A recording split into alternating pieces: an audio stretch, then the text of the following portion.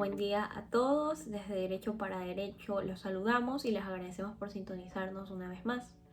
El día de hoy hablaremos acerca de los derechos de los animales, en particular sobre la sentencia recientemente emitida por la Corte Constitucional dentro del caso Mona Estrellita.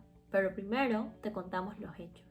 El presente caso ingresó a la Corte Constitucional a través de la Sala de Selección de este organismo, dentro de una sentencia de habeas corpus dictada por la Corte Provincial de Tungurahua. El caso tiene como sujeto principal a Estrellita, una mona chorongo que estuvo bajo el cuidado de la señora Ana Beatriz Urbano Proaño por 18 años, quien para efectos del caso llamaremos accionante.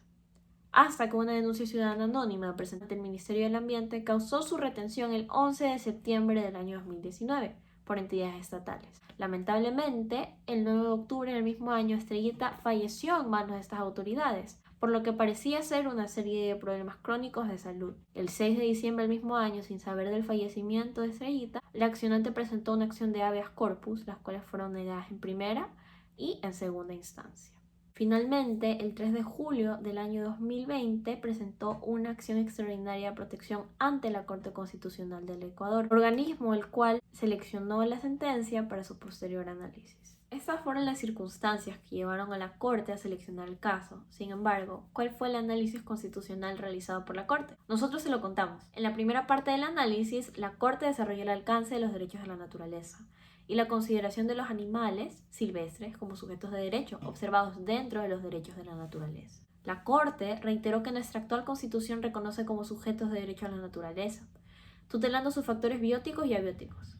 En ese sentido, la naturaleza como sujeto es entendida como un sistema, sin perjuicio de que dentro de ese sistema pueden encontrarse titulares determinados de derecho. Respecto a los animales silvestres en particular, la Corte Constitucional puntualiza que los animales deben ser vistos en cuanto a su protección principalmente desde una óptica que valore su individualidad y también su valoración intrínseca, más que observarlos como meras partes de un ecosistema o desde las necesidades humanas. En síntesis, la Corte establece en esta primera parte del fallo que los derechos de los animales constituyen una dimensión específica de los derechos de la naturaleza, con sus propias particularidades.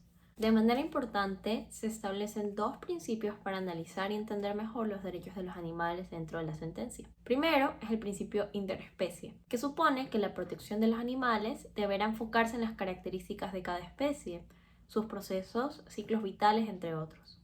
Por ejemplo, para satisfacer el derecho a la alimentación de una especie, cada una presentará exigencias distintas. Como segundo principio presentado por este fallo es el principio de interpretación ecológica. Este principio implica el respeto a las interacciones biológicas entre las especies, como son el mutualismo, el comensalismo, entre otros tipos de interacciones que existen.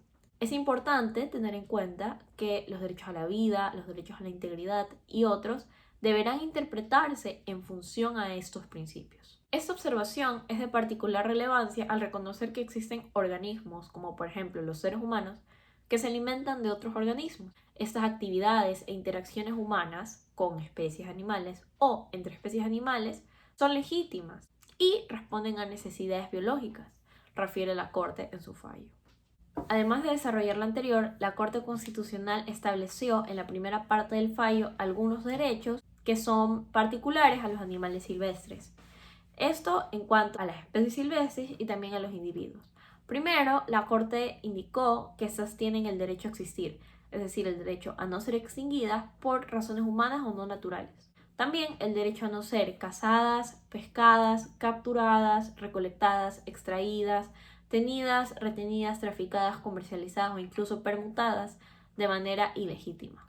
También reconoció el derecho al libre desarrollo de su comportamiento animal, que incluye dos garantías. Primero, la garantía de no ser domesticadas y segundo, la garantía de no ser obligadas a asimilar características o apariencias humanas. En este contexto, la Corte determina que la domesticación, la mascotización y la humanización de las especies silvestres afecta al mantenimiento de los ecosistemas, el equilibrio de la naturaleza y también afecta la existencia de estas especies silvestres. La Corte Constitucional concluye la primera parte del fallo indicando que un animal silvestre, como sucede en el caso en cuestión, puede ser protegido de manera particular por los derechos de la naturaleza. En la segunda parte del fallo, la Corte realiza una revisión particular al caso de Estrellita, teniendo en cuenta que los derechos de la naturaleza pueden tutelar en particular a un animal silvestre, la Corte determinó que sí existió una vulneración de los derechos de la naturaleza. Manifestó que tanto la sustracción de la mona de su hábitat fue vulneratoria, al igual que lo fueron las condiciones de vida a las cuales estuvo sujeta tanto por la accionante como por las entidades estatales. En ese sentido, se declaró la vulneración de los derechos a la vida e integridad de Estrellita en particular,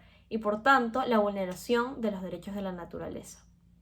En la tercera parte del fallo, la Corte explora las garantías jurisdiccionales disponibles para la tutela de los derechos de la naturaleza. La Corte establece que la calidad de sujeto de derechos le permite a la naturaleza tanto ser titular de derechos como perseguir la protección y reparación de estos ante las autoridades tanto administrativas y jurisdiccionales del Estado, y que la procedencia de las garantías jurisdiccionales deberá verificarse en cada caso por los operadores jurisdiccionales, dado que no existe una prohibición que establezca que los derechos de la naturaleza no pueden ser tutelados bajo este tipo de garantías.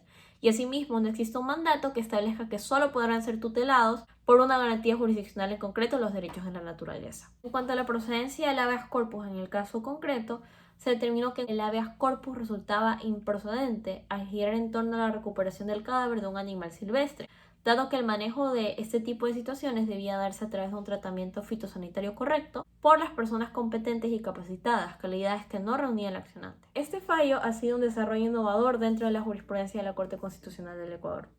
Cuéntanos tu opinión en los comentarios. Si deseas leer la sentencia completa, se encuentra dentro de la descripción de nuestro video. Somos Derecho para Derecho y te agradecemos por sintonizarnos.